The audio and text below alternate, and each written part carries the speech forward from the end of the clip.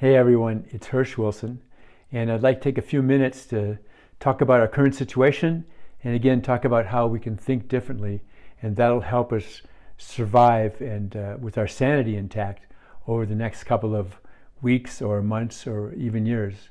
To begin, Mike Tyson, the fighter, famously said that everybody has a plan until they get in the ring and they get punched in the mouth.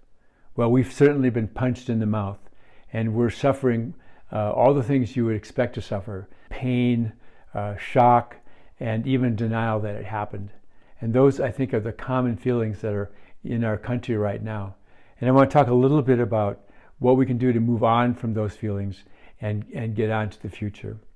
So the first thing I want to talk about is about Jim Collins. He wrote a book called Good to Great, which, and this was about a decade ago, about how great companies thrive.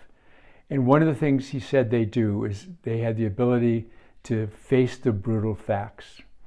And I think as individuals that applies to us, that right now we need to face the brutal facts that things are changing, that our society is going to change and our economy is going to change. And as individuals, our lives are going to change. Don't know how much, don't know how radical or drastic it will be, but there will be change. It is our ability to not deny that, to accept that, and move on that is really important. So the first thing we need to do is be brutal about the fact that change is happening. So the next problem I want to talk about is the fact that as things change, we're facing uncertainty and ambiguity. And when we face those things, when there's not a clear path forward, one of the things we tend to do is to catastrophize. When we catastrophize, we see the worst possible scenarios. This is what happens when we wake up at 2 o'clock in the morning and we're not really thinking about our thinking. Our thoughts unwind and we just see the worst possible scenarios.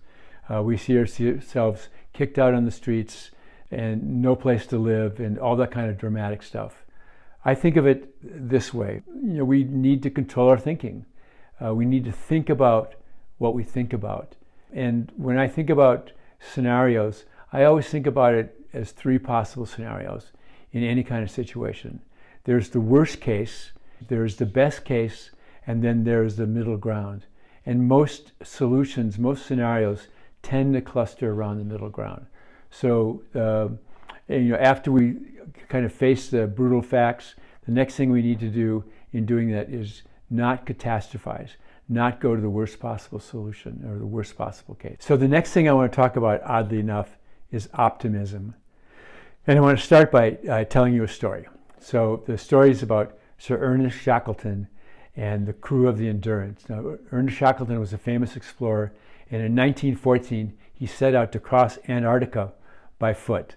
And what happened was 28 sailors, they sailed their ship, the Endurance, to the Antarctic coast where they got caught in the ice and spent 8 months caught in the ice. Then their ship was crushed and sunk by the ice. The sailors had to evacuate their ship, and they lived on the ice floes for almost another year until they dragged their lifeboats across the ice floes and sailed to a small island. From there, they sailed to civilization and saved themselves. And all of them survived. Linda Peddleton, my colleague and friend, reminded me that one of the things that kept them going was, first of all, they stuck to a routine every day. They'd get up, they'd shave, they'd cut their hair, they'd practice rescue missions, kept to a routine every day. And that helped keep them sane, keep them busy. When they were uncertain what was going to happen to them was just a great unknown. The other thing that Shackleton talked about that really kept them together, kind of an overriding theme, he said was optimism. Optimism that they would find a way out.